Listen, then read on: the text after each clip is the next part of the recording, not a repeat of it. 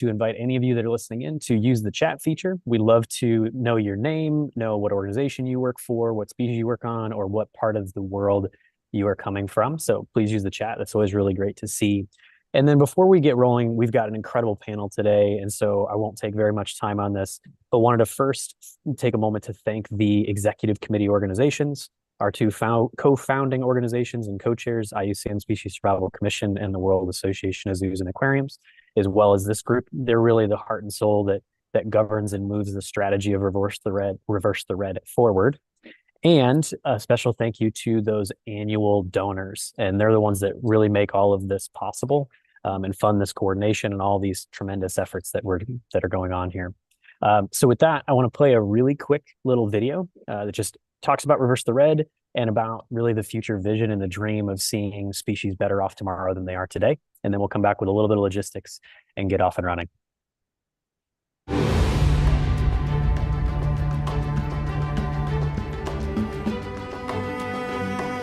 In a powerful show of support for nature, nearly every government in the world united behind the CBD's sweeping biodiversity plan for life on Earth.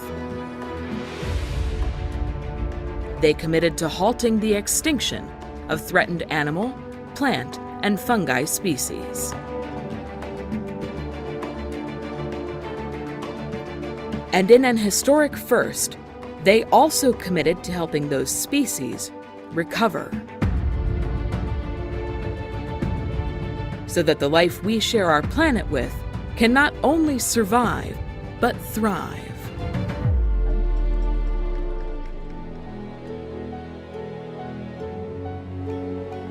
Making these goals a reality will take all of us working together. Reverse the Red is supporting governments, conservation experts, and communities around the world as they join forces to activate tried and tested tools and tie global efforts to local expertise.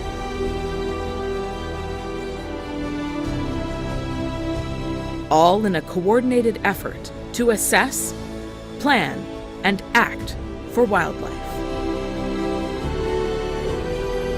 Together, we can save species from extinction. Together, we can secure our planet's future. Together, we can reverse the red.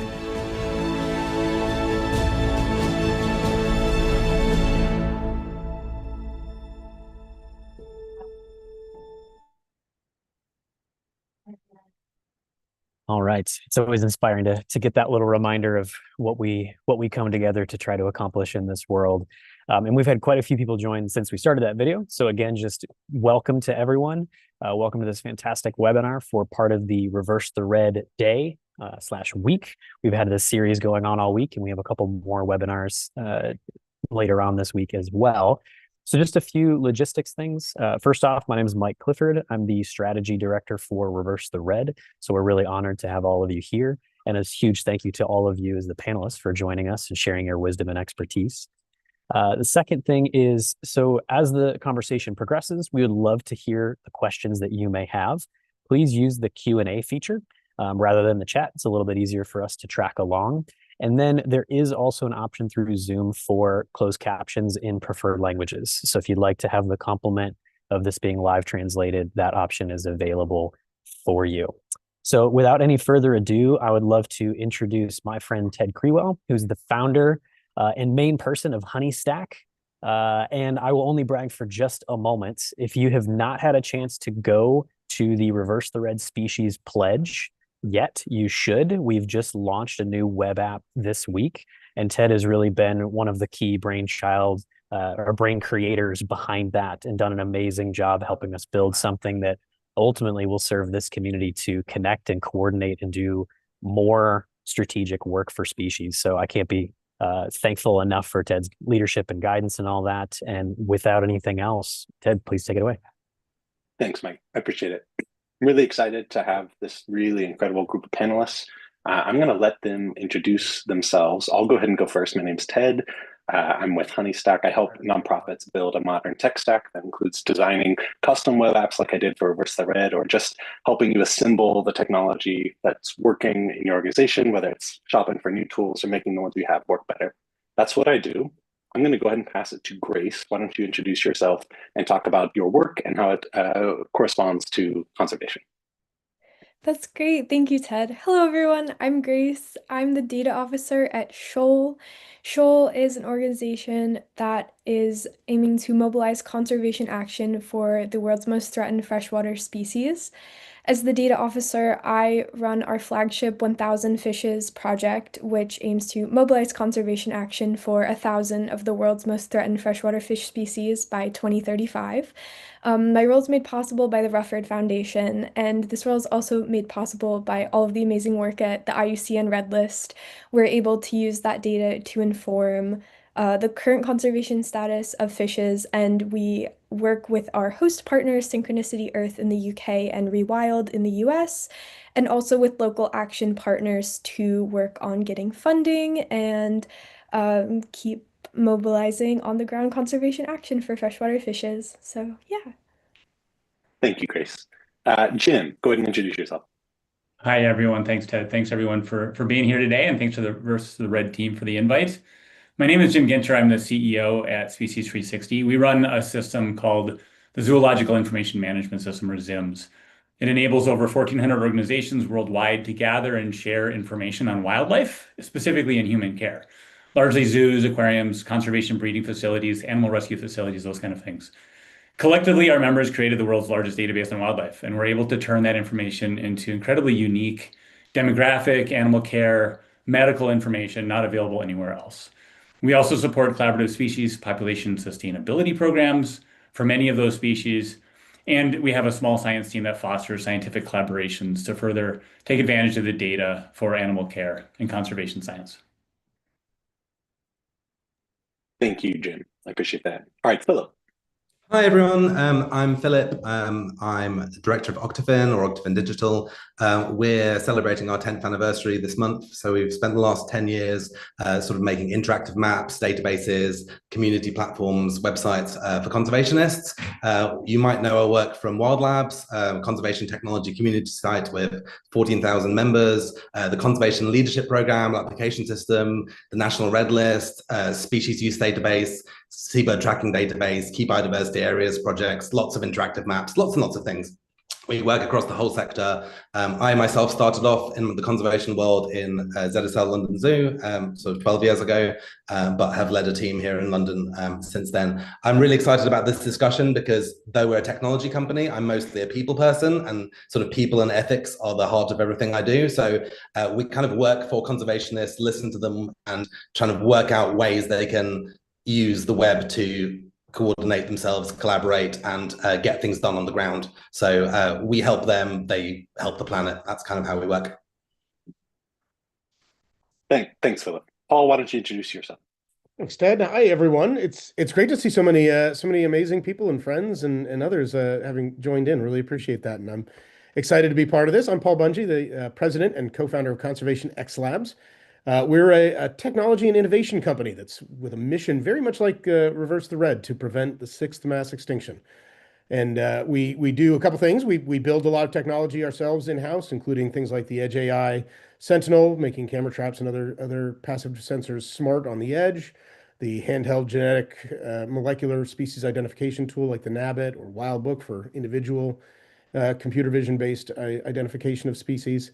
But I'm even more proud of some of the work we do supporting lots and lots of other innovators through our challenges and our hackathons and other open innovation competitions, including one we awarded last week around wildfire, one that we're soon going to award around nature intelligence for business, and even more, because we've had a chance to work with tens of thousands of innovators from around the world, supporting over 170 different specific innovations that have gone on to raise almost $600 million in the last 10 years. And so we're really proud of watching how it is that we can help incentivize and grow the use of technology and conservation to help scale our efforts to really solve this crisis.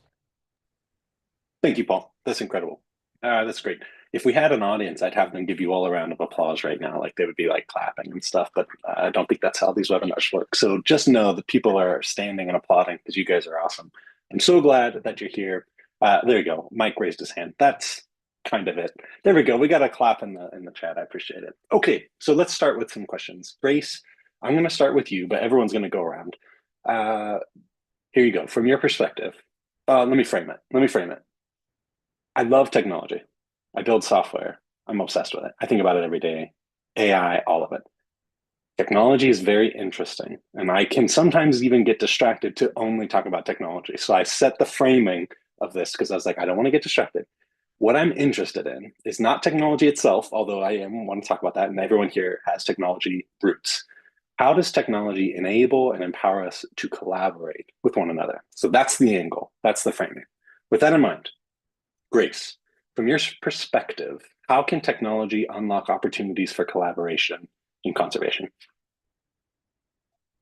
Thank you, Ted. So, as someone whose role primarily consists of database management, for technology to unlock opportunities for collaboration and conservation at Shoal and within my role, we have strong advocacy for an open access relational relationship with data sharing and within our database, and being able to collect and harbor a lot of important information sort of means nothing if we're not able to share it with our partners and have them use that information to be an avenue for them to receive funding and further opportunities to promote on the ground conservation work.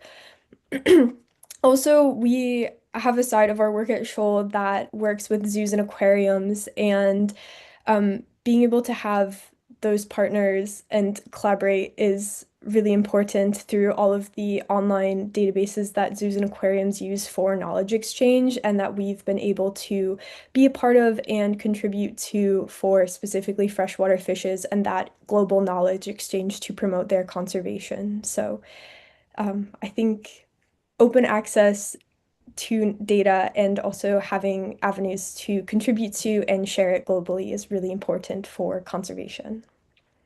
I love that. Jim, Paul, Philip, do you want to contribute? What are ways technology is unlocking collaboration? I think so. The technology I'm geekiest over is actually the web. So I'm a sort of web history geek. I grew up alongside it, and I would say the open web and the ability for people to cross communicate from various areas that are completely different sectors is the main way that unlocks it. I think at the IUCN World Conservation Congress recently, the one from last year, I loved how there was so much involvement in indigenous communities and that sort of local areas. And I think technology can help bring those communities together around data sharing, around applying for funding, sharing success stories. This is something you folks are doing brilliantly at Reverse the Red, but just that sort of all feeling like they're working together. I think there's a lot of independence that is where people apply for funding that is doing the same thing, lots of that sort of stuff that goes on. So I think it can cut down barriers and allow people to collaborate on things a bit more, and also bring people in who may be marginalized in other ways. Just to add one little additional thought, because I agree completely with what Philip and Grace said. I think we're in a really interesting time right now where so many of the innovations that we're seeing come out from the tech space are inherently democratized, right? They're inherently lowering barriers to collaboration, be it automatic translation that is now ubiquitous, right? So the language barriers are not a problem. Like the web, mobile telephony, these are the sorts of things. Like one of the things we really capitalize on is when we're interested in solving a wicked problem, you're very often it's much more appropriate to open that up to any solver anywhere who might have a great idea for solving it, right? But that's really hard to do if there are barriers to entry. So things like the internet and smartphones and mobile telephony and such, what that means is that the majority of the world's brains are now connected in. They have access now, right? The vast majority of the world's minds, that's billions and billions of potential solvers and thinkers and such. I mean, that's the kind of thing. And in particular, when you're able to open that up to folks, individuals that are closest to some of these conservation problems that we're recognizing, you're now starting to unify that sort of understanding, deep, rich, understanding. Philip mentioned in particular indigenous communities, but there's, local communities, school children, anyone who's right there next to it, starts to bring a new perspective that when combined with the other types of things we think about in the high-tech world, really start to create solutions to conservation challenges. And I think that's what's particularly exciting about the right now, right here and now. Hmm. Yeah, and I guess I would add to that this ability to log in from anywhere, have a device really inexpensively, and have that kind of access and often in your own language. The challenge for us technologists now is to help these communities of interest that want to collaborate on a specific subject get together. There's so much noise out there and so many places you could look and could go find it. It's finding those common homes that they can come to. Hey, you want to talk about this species, you want to talk about that ecosystem, you want to work on this challenge. How do we find each other so we can work together on it? And it's getting faster how you can find that. And the way technology is evolving right now, new tools are analyzing that stuff faster and faster. It's going to be exciting to see how that changes in the near future. So one of the things I should say is I'm an outsider to conservation. I'm really just a technologist. I got roped into this because Reverse the Red brought me in, and I got to learn all sorts of things about GBIF and IUCN and IMAT and all of these different things. I'm learning about all of this on the fly. So one of the things I want to avoid is I can say collaboration, but I don't want it to become a buzzword. And so I'm like, what does that mean in practice? When we say collaboration, what does it look like in practice? Jim, you kind of helped me understand some of that with your work with like zoos, and that specific made it really tangible for me of how collaboration is. Could you share more about your work and how technology is actually enabling that collaboration? Yeah, so kind of what I was saying before, it's really about the ability to connect people on a common interest to solve a problem or to work on something together that they're challenged by, but they can do it more effectively if they can do it with other people. So a great example from us in the last couple of years. We work with 1,400 institutions, as I said in my introduction, to bring together a ton of data. And that's all data on animals and wildlife and human care. And if you think about the IUCN Red List, that's the best resource we have on the planet for how wildlife is doing in situ or outside of human care. Our systems weren't connected, but there's incredible value in understanding the status of a species by knowing both in situ and ex situ. Like the IUCN refers to it as one plan approach. And by just having a good conversation with the folks at the Red List, we said, hey, let's combine resources. And now you can find, several years later, we've built the solutions. You can see relevant ex situ or in human care populations on the Red List. So if you want to know the status of that species, you get the full picture, right? And that's just bringing together the ex situ people caring for those species and managing populations, and the in situ people assessing them and trying to take care of those populations. They can now collaborate on that species that much easier. It's a pretty small piece of data. Do you have that animal and how many of them do you have? But it's so insightful to be able to do that with just a few clicks of a button from anywhere in the world. So maybe to the other three of you, what are some like specific examples that you can draw from your work where you're seeing technology sort of unlock collaboration? And don't be afraid to get into it a little bit. If they came to a technology webinar, they signed up for this. So it's a strange type of collaboration, but it's similar to what Jim is talking about, is collaboration around data. So there's one set of collaboration which is not everyone doing the independently working on the same project and trying to solve the same problems independently, but which is another thing to deal with. But in terms of data sharing, so we worked on the seabird tracking database. So there, scientists sort of upload data sets, and other scientists sort of log in, request access to data sets, create a sort of, it is still not completely open data because there is a vetting process, but the fact that that can be sort of uploaded and you control your data but allow other scientists to have access to it, that sort of collaboration is really nice. And my favorite new thing we've sort of built into that is the ability to set sort of licenses to when that data can be used in the future, even if it's like 50 or 100 years or something like that. So that sort of long-term collaboration by making things available historically is something I'm really interested in. I geekily love that the picture on the poster for this was a sturgeon. I think it was a sturgeon. And we did a project where we analyzed 400 years of sturgeon sightings in the UK. And that sort of open data that has now been used 400 years later. And I think that sort of collaboration over time is something that really interests me. And taking the open data thing into the far into the future is something really interesting. How about Paul or Grace? Yeah, I'd be happy to speak about a time where technology facilitated collaboration. For us, it was first came the collaboration, and then was able to facilitate the need for technology. So one of our priority fishes is the red-tailed shark minnow, and one of our amazing team members, Nat, is based in Singapore, and he was able to work with a researcher there named Chavalit and the National University of Singapore to get a small grant which was able to cover the cost of genetic sampling of wild-caught red-tailed shark minnows. This was a fish that was thought to be extinct in the wild, and that's now been disproved based on the funding they were able to get from that micro grant and the genetic sampling that was able to be done. The technology there highlighted would be genetic technology they were able to use at the University of Singapore. But now they're collaborating with local fish farms on the viability of wild reintroductions.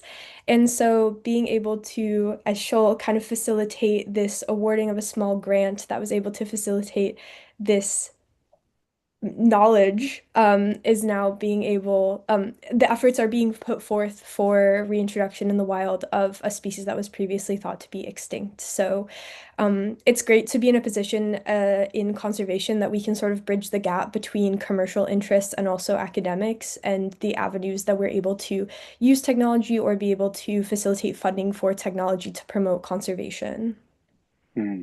That's really cool. I love it when it's just specific about a single species. Like they can become so granular because there's quite a Oh, few species that we're trying to take care of out here. And I I love think, my but it, job, but when I look at a spreadsheet of thousands of fish, it's so amazing to be able to have these individual case studies that really bring these species to light in a way. And it truly like, it makes this job so rewarding. I could never be sick of it. So yeah, it's definitely, um, as amazing as it is to look at the big picture, there's something quite special about being able to individually kind of see species succeed. yeah. Paul, what about you? Do you have any examples from the wild of your experience and career? Lots. And actually the one I'm excited about is, I mean, what's interesting to me is that technology unlocks collaboration, but in reality, collaboration improves technology in many Mm, ways. I'm just struck literally last week we awarded the awards for our Fire Grand Challenge, which a lot of our work is really focused on what those sort of underlying causes of habitat, biodiversity loss, and ultimately species extinction. And so for the last couple of years, we've been running a challenge around fire in Western North America. We're gonna beginning some work on fire in South America, the Amazon, Chiquitanía, Pantanal, and other ecosystems that are not used to this, looking for new solutions. And in order to become a finalist in this challenge that was awarded last week, um, technologists had to partner up with local communities, either a local fire brigade, a municipality, an indigenous tribe, or others, promote the solution and then develop out and prove what it looked like. And what we heard back from these 8 finalists was pretty incredible because ultimately what you saw was that collaboration on the ground, right? We had a group technologists from Australia working with a local community in Chiapas, Mexico, for example, and we had another group that was working in in Alberta, excuse me, with this high tech ability for reducing dry lightning strikes. And then, another winner was reforesting after a devastating wildfire, working closely with a local community in Colorado. And one of the winners actually worked with the Kalispel tribe in Washington State. To help develop out decision support tools for before, during, and after fire to improve biodiversity. But every single one of those, one of the things they said was, our solutions got substantially better because we were collaborating. These were mostly groups that had not known each other beforehand, and technology enabled us to actually put these folks together, right? From Australia to Mexico, kind of thing. yep. And collaborate in real time, both digitally, but also on the ground, and iterate on their tools in a way that now they're starting to scale up and be adopted. And you've got communities asking each other, "Hey, I saw you were using this cool thing. Can I borrow that as well? Will it work here?" And all of a sudden, the facilitation that exists not just for collaboration, but for turning those collaborations into real solutions on the ground honestly, like, it surprised me just how effective that was. And it's almost like if you can get out of the way of brilliant people working together to make better solutions and just facilitate that, give that opportunity to work, you're going to see the world change faster than I think we ever could have. And that's the kind of area where I'm really, really excited that technology is both facultative and can be a part of the solution once we've allowed communities to work together. I think that's great. And it also just points to how empathy is so necessary. Like we have to understand the people that we're trying to serve, particularly technologists. I remember the story of the founder of Airbnb flying to New York to watch people just stand over their shoulder and watch them use the app because he wanted to understand it. I think that you have to be close to the problem to understand and care, and you have to care deeply about what these people are. And so one of the things that's so clear about this room is everyone here cares so deeply about animals and like has different species that we care really deeply about. That's critical. Like, we have to care, like just as a starting point, and then we have to be close to those people when we're trying to serve them. So I appreciate you sharing that story. Okay, I have more questions to ask, but I've kind of hogged the question asking thus far. If you in the audience would like to ask a question, you're invited. I've not yet used the Q&A feature, but I encourage you to do it just so that I have a chance to say that I have used it. Some of you might be asking, how many LaCroix does that Ted have? He just keeps drinking them. And the answer is 2. I came with 2. So if you were wondering about that at home, I just wanted to answer that question for your curiosity. All right, unless someone has one, I'll keep going with the questions. I love collaboration. I think it's a great idea. What are the barriers that prevent us from collaborating? Why do we not do it enough yet? And I'll start with Philip. Why don't you take it away? What stops us? Yeah. So I've already mentioned it, but we benefit directly from this. So it's a funny one to raise as a problem because we'd probably go out of business, but we're often asked to build the same thing over and over again because everyone goes to, I remember going to speaking at a shark mapping event of some sort. And we had there was a presentation about 5 projects funded by universities. They were all doing exactly the same thing. And it seems like people don't talk to each other. They all hog funding pots.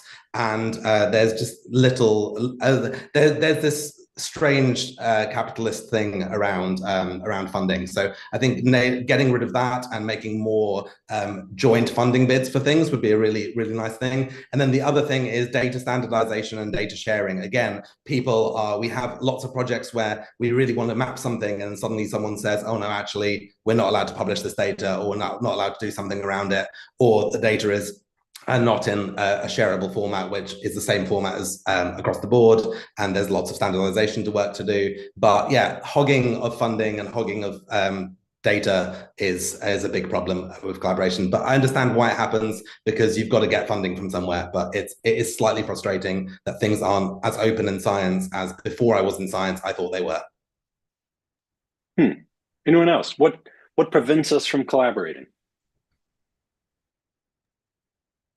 I just a second what Philip said, and this also is particularly true in the nonprofit space because of perceived scarcity of funding, right? You end up with a lot of unnecessary competition because of this belief that the pie is finite and we all are scrambling for the same dollars. And I think, we try to live by the credo that extinction is our only competitor, because if somebody can solve the damn problem, that's fantastic. There's enough in the world for us not to do so. So I just wanted to second, I think that's true, Philip. I think you're right. And I think some of it really is attitudinal and having a scarcity mindset about what's possible. Then let me add just one technical one, because I was just dealing with this as well. Particularly in the nature tech space, we build a lot of cool stuff and never think about things like interoperability. And so you just end up with literal barriers to using 2 different tools that should work together because 2 different developers did them and just ignored some basic, straightforward, put an API on the thing you're building, just make it a standard practice, right? So some really, really straightforward principles that I think we should start to endorse, because it does make it, particularly on the user side, really difficult to then collaborate. One person might be using one acoustic platform and another a totally different acoustics platform. And if the data is not, to what you were saying, Grace, and Jim as well, if the data is non-trivial to then integrate, you're missing a big part of the picture and missing a big part of the opportunity. Grace and Jim, any other barriers to collaboration you want to share? Yeah, I think it's just kind of an addition to what's already been said, but I do think that the time, energy, resources to actually make it happen is a significant barrier. We're all focused very hard, narrowly on our organizations, and then when we see an opportunity to collaborate with somebody outside our organization, it takes time and energy and sometimes alignment of mission and maybe a memorandum of understanding or even a more stringent legal document to pull that together. And then, all the things that Paul was just saying on the technical challenges, if we haven't set ourselves up well to collaborate technically, then it takes even more time and energy and resources. And often we find ourselves just saying, it's not worth it. I'm just going to go keep focusing on my day job and try to solve the problem that's right in front of me. All the open data and interoperability, all that stuff is all really core to it, but it's also just finding that time to find those partners and to align what we're trying to accomplish. Incredibly valuable when we do it right, but it takes time and energy to do it. I'm going to come back to that here in a second, Jim, because you're right, and there's more to that. But Grace, any thoughts on barriers? Yeah, of course. I would like to echo what, Paul, Jim, and Philip have said. Something I've found in my professional experience have just in terms of if you're not the one developing the technology, the access to the technology and the financial barriers of just licensing costs and access for especially smaller organizations can be quite prohibitive if you need something specialist. We have been very fortunate to have host partners and have been able to sort of collaborate with them to facilitate sort of certain technological build outs that we've needed to do, but also working in the freshwater fish space. A lot of our priority fishes don't even have common names. Sometimes the biggest barriers for collaboration is just the absence of the knowledge to begin with. And so I think being able to have information data in centralized areas, also between partners that are willing to collaborate and share their data, is a one way to combat that barrier because sometimes it's either the absence of access to the technology to use it or the not even having access to key information to facilitate these projects. That's good. I think everyone here is pro collaboration, but we probably should be honest that there are trade-offs with it. Jim alluded to some of them. I think what's the maxim? If you want to go fast, go alone. If you want to go far, go together. But I don't know if that says that just going far together also is very slow. And it's because you have to do all of these sort of things that Jim was describing. What are the trade-offs? What are we going to lose? We're going to gain something with collaboration. More knowledge, more access. But are we going to have to speak to loss too? Someone's going to lose something maybe in the process, or they would have already done it. What's some of the trade-offs to collaboration? Before we answer that question, do you mind if I give a counter example? I hope you do. To the axiom, the go yes, go fast, go alone, go. And I might have misquoted it. Forgive me if I did. I don't know if I said the maxim I'm sure you probably had it correct, and but I like the maxim. I'm not gonna disagree with it, but I don't know that it's entirely true. And I think there's one example that I absolutely love where collaboration drove extremely rapid progress in an area that nobody else was doing, which is a program that was set up more than a decade ago now, I think, called open source drug discovery. And this was an effort to recognize that some of the worst diseases in the world, things like malaria and tuberculosis, are completely underaddressed by big pharma, by the sort of existing innovation capacity, because the people that tend to suffer from them don't have capacity to pay. And so you see some of the highest disease. So this is outside of our field, obviously, but it's instructive. So technology actually enabled what ended up being about 60,000 scientists from around the world openly collaborating together to develop new treatments, antivirals and antibiotics, to a suite of really, really important, neglected tropical diseases like malaria and TB. And what's really, not only did they come up with solutions that were cheap, identified generics manufacturers in places like India and South Africa that started making these kinds of things and fixed this problem. But one of my favorite parts of that story is they were trying to fix a problem where the market, i.e. pharma, didn't care, had no incentive to do anything. Yep. The majority, more than 50% of those 60,000 scientists turned out to work for big pharma in the end. And not only did they start, they started on their own time to a degree, but by the end, their companies were also supporting this effort, recognizing that it had real and the pace by which these new treatments were developed outpaced typically the pharma R&D structure by a substantial margin. And so you actually saw collaboration, this mass collaboration, right? We're all familiar with Wikipedia, applied to a big wicked problem in the world. And it leapfrogged solutions where the market wasn't going to do it, and traditional R&D approaches couldn't keep up with that pace of change. So I think if we're clever about it, let's use collaboration in ways that can actually solve some of these problems. So now let's That's let the team, no, the Paul, others that's a answer great your poke. question. That's a great poke. I was making this suggestion loosely that collaboration might be slower. And I think that's a really good poke. It's like, maybe it's faster. Maybe it's actually slow for us all to go alone. Okay, point taken. And what are some other trade-offs to collaboration that we need to be considerate of? Like, what are some things that Jim said we're going to have to figure out how our organization is going to work?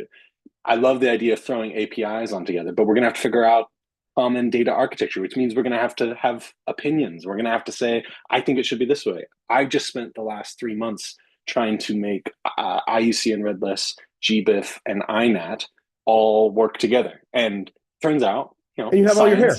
Yeah. I got there. It's not perfect, but there's some things we don't all agree on. What are some of the challenges of this?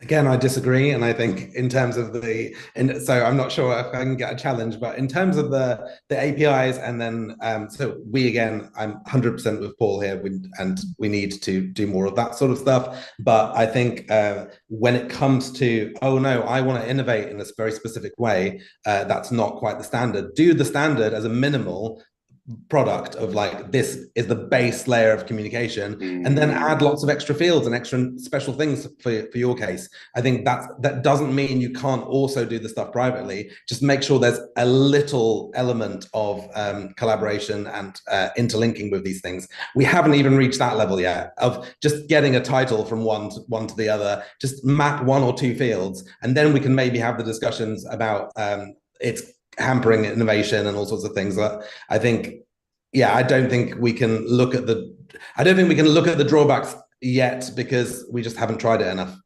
Don't know.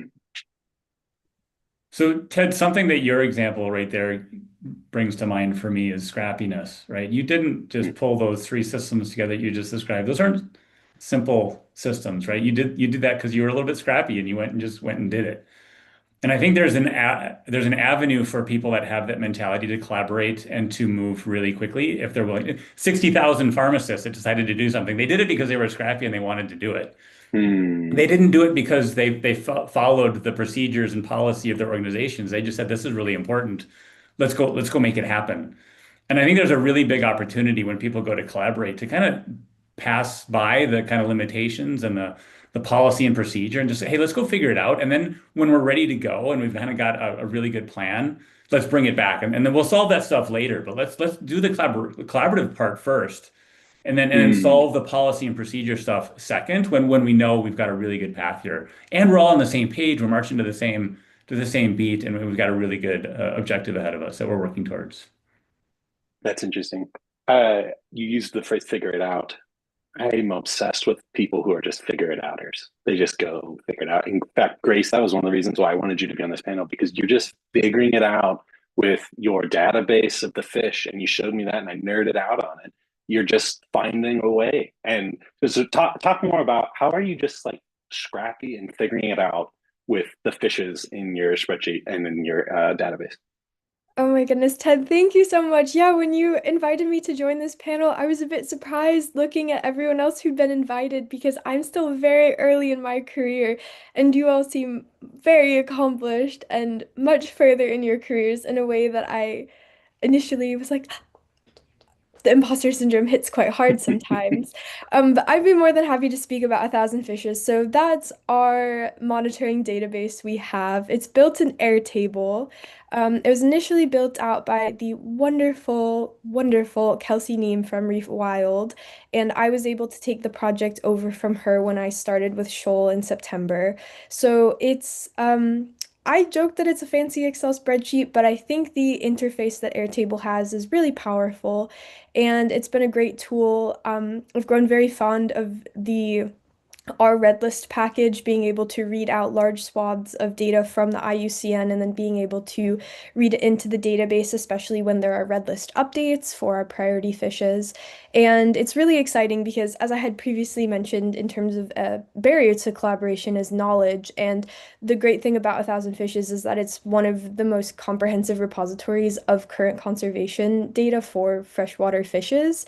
And it is so exciting to be part of this project. And now we're using it as a tool to work with local partners and be able to facilitate their funding to actually have on-the-ground conservation efforts for these fish species who have extremely diverse habitats, ranging from migrating the Mekong River to a seasonal amount of fresh water in a puddle somewhere in Queensland, Australia. And they all need help in some way, shape, or form. And it's great to be in a position where we have the central repository of data that's able to be used to mobilize conservation action. And so, yeah, it's been a great tool to both share with funders for the work that we're doing, and what their funding can go to.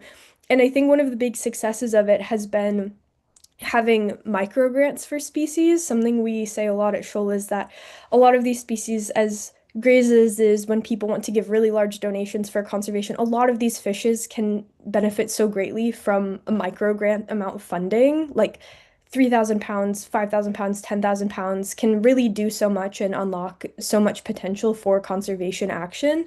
And so it's been great to be able to use this data to mobilize that side of conservation action. The thing I like about Grace's story, just nerding out on her Airtable database, was something that Paul said, is that technology is being democratized in many ways. So Grace is not a software developer, but if you have ever tried to link 2 or 3 tabs on a spreadsheet together, you know the hell of working in just spreadsheets.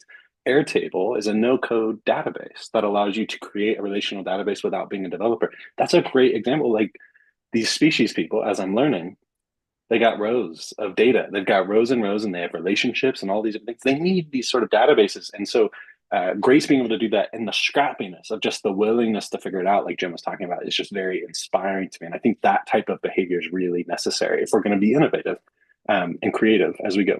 Okay, Philip, Paul, anything you have to add on scrappiness? Share the scrappiness once you've done it. Okay. Yeah, just publish it, write a case study, because I think we internally here hack together so many cool things. Then we go, oh, we should probably open source this or share it.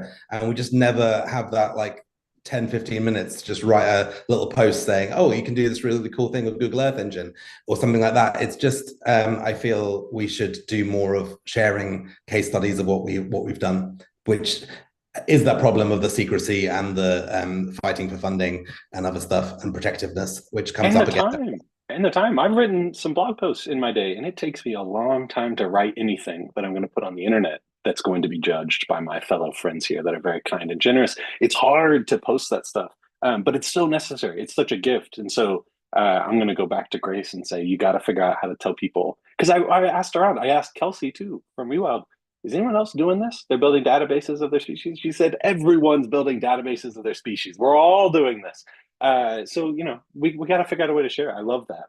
Okay, I'm getting some questions. Patricia asked, what are some apps that we specifically on the panel have developed that have aided in collaboration? She said specifically in citizen science. I don't know if you all can speak specifically just citizen science, but what are some apps you've developed?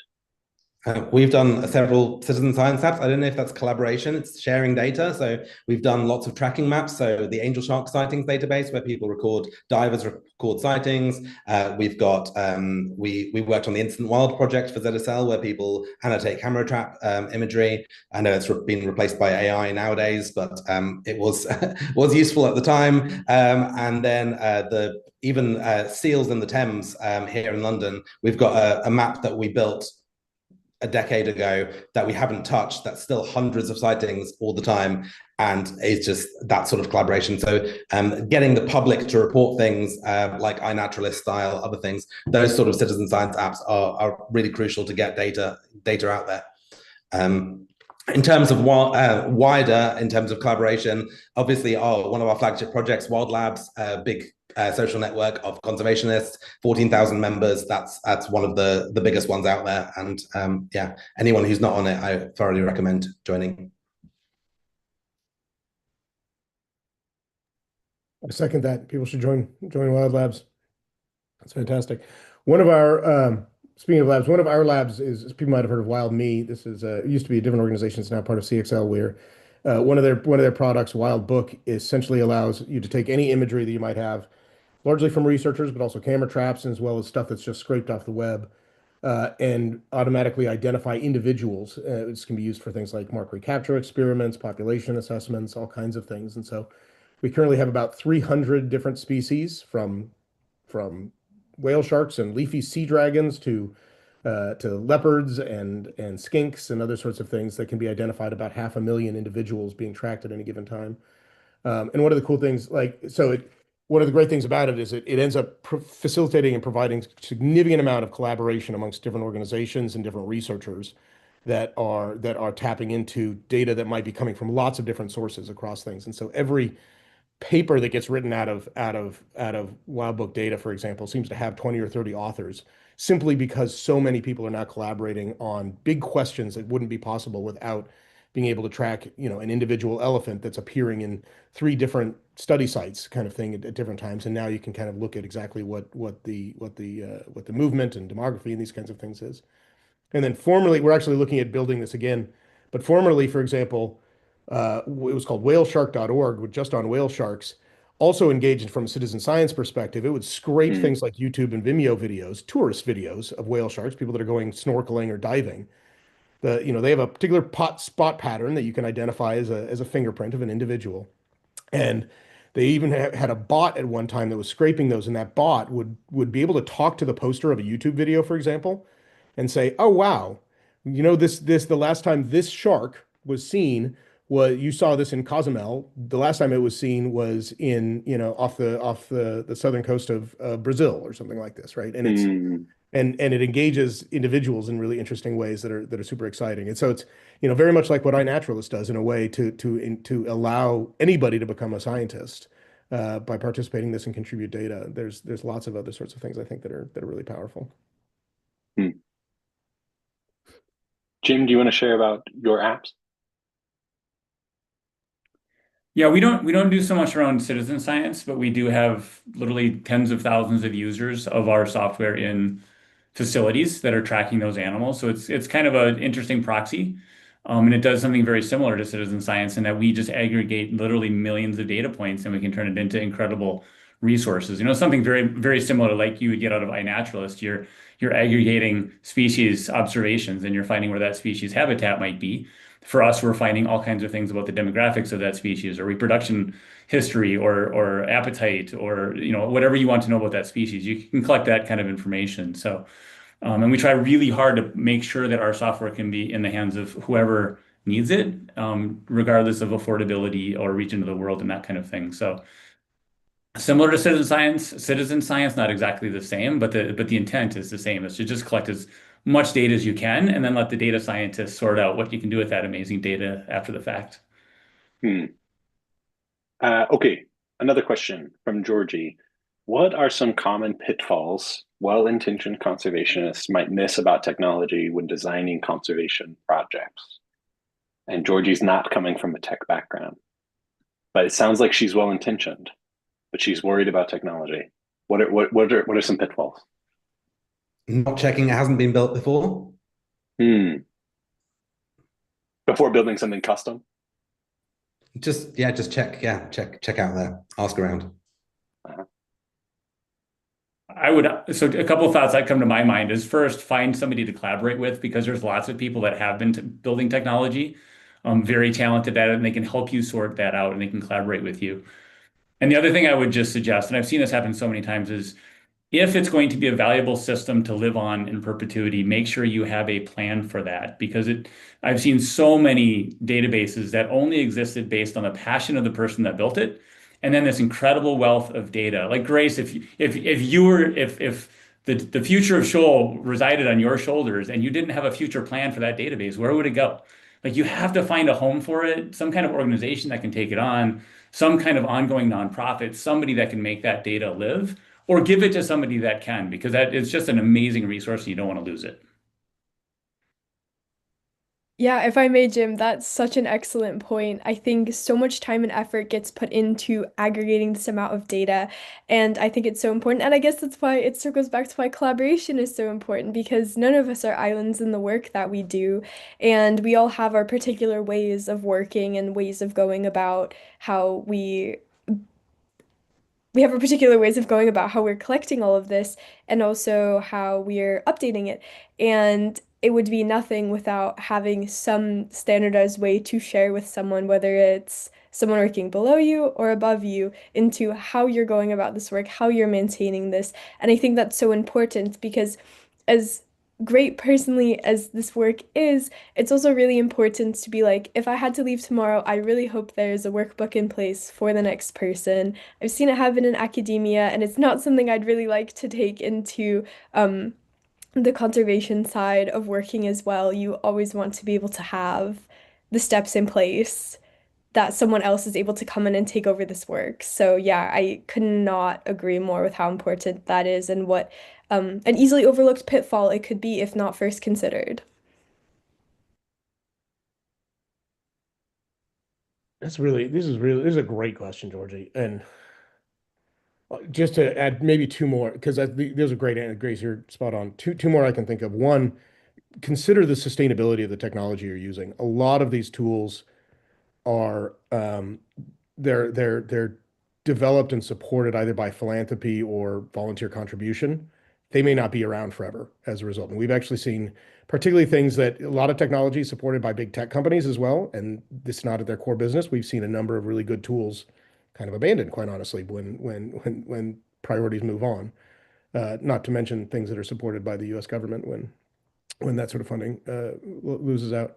So do consider what that looks like. A kind of corollary, an interesting corollary is you do have to stay up with it. Technology moves so fast Yeah. that you may end up with something subpar that degrades over time as a result of new solutions coming online that have supplanted what you were using previously. And so there's sort of a situational awareness that you need to maintain that what you're using is not out of date, essentially, which can happen in a matter of months sometimes. Mhm.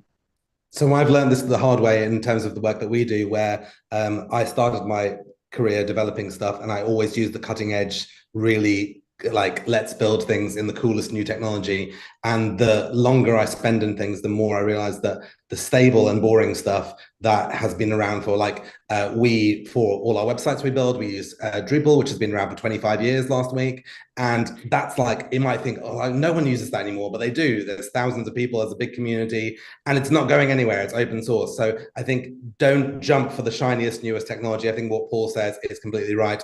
And what's been said about longevity, it makes me so sad when one of our projects gets abandoned and so many of the databases that we have worked in, then suddenly the maintainer goes away, or there's just no time to put the data in anymore. It happens so often, and it's just such a waste of funding and time. So really think about that. I think we're all on the same page. Even though I'm asking the questions, I'll answer Georgie as well. Don't be afraid to prototype. I think don't be afraid to start in a spreadsheet, graduate to Airtable, and then try to get something. Because honestly, when you're building something from nothing, your main goal is to get traction, even if it's just with your boss. Hey, this data means something. You probably can't go get funding to go build something custom, so you got to do what you can do with a spreadsheet, and then you got to move up to Airtable or whatever it is. You've got to get something going. You're right, though. That's not sustainable. That's how you get something started. At some point, you got to say, okay, how do we make this last for a long period of time? And that you need buy-in and you need energy and funding to keep it going, because this stuff is a living thing. Software is always changing and degrading. And so we always have to keep it alive with funding and effort and energy. All right, there's just a few minutes left. Does anyone have, I think we've covered, we had one question for Grace specifically. Now, I almost didn't ask this one because it says 1,000 fish is in the name on the vinegar, but do you also work with freshwater turtles? So Shoal's goal is to mobilize conservation action for all freshwater species vertebrates, invertebrates, vegetation. But A Thousand Fishes is our flagship project. And so down the line, and I know one of the questions you didn't get to, Ted, was like, what do you hope to see in the next 5 to 10 years? I really hope in the next 5 to 10 years, Shoal is able to expand beyond fish. As much as I love fish, we're here for freshwater ecosystems. There's a freshwater biodiversity crisis. So the answer is currently not now, but down the line, we most certainly would. It falls into the exact ethos of what Shoal is about. And so hopefully we can mobilize action for freshwater turtles someday, very soon.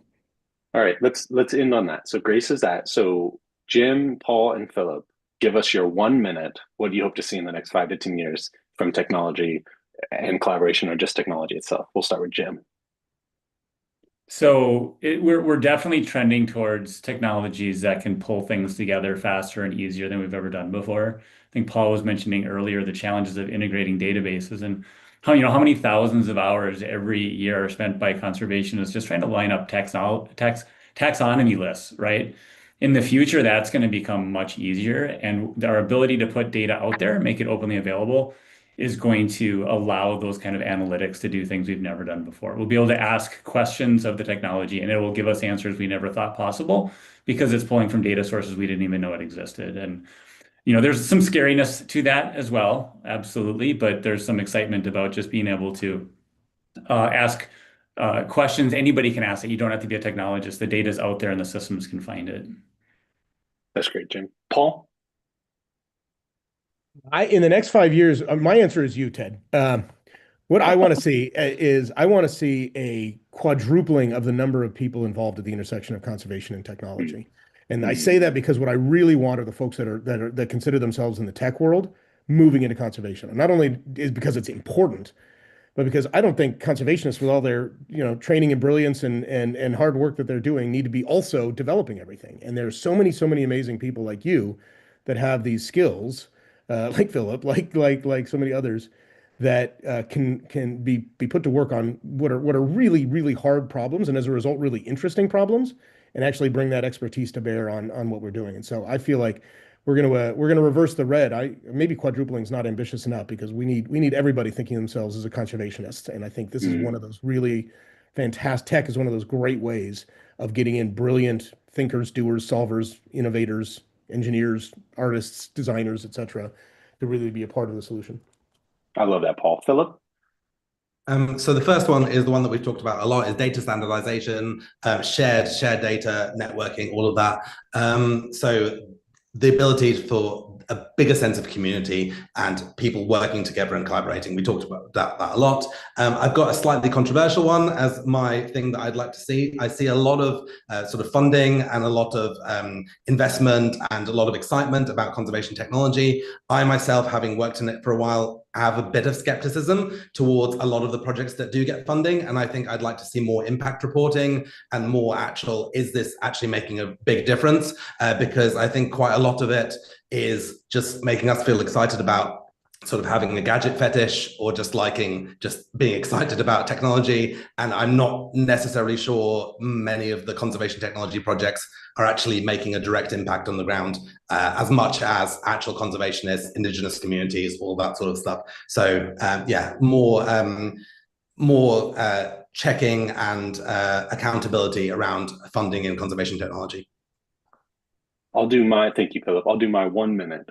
I think for me, I'm tremendously optimistic about artificial intelligence in lowering barriers.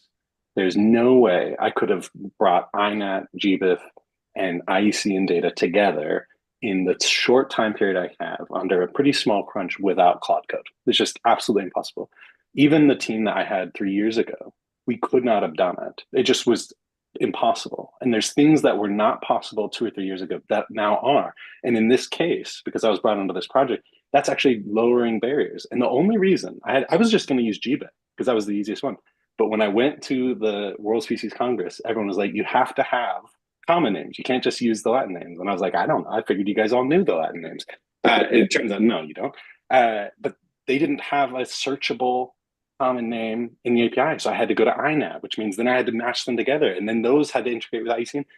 The problem presented itself, and I could not have solved it without Claude Code. And so I think artificial intelligence has the ability to lower the barriers for bringing some of this data together. I'm really optimistic about that. Okay, 159. We have less than 60 seconds. You get one word answers. What's your favorite species? Grace. Large true sawfish, Pristis pristis. Love it. Jim. Tree kangaroo, but that's 2 words. Ooh, you get to say the species name. Paul. Eodoxus fluviatilis, the European fluvial snail. Nearite. Oh, The sunburst diving beetle. that's great. Mine's the okapi. Everyone that was on this call, I'm so grateful for all of you. Thank you guys for being on the panel. It was just a lovely time together. I hope to see you all soon. Thank you, Ted. And thanks to everybody Thank who you. joined. Thank you so much. You were all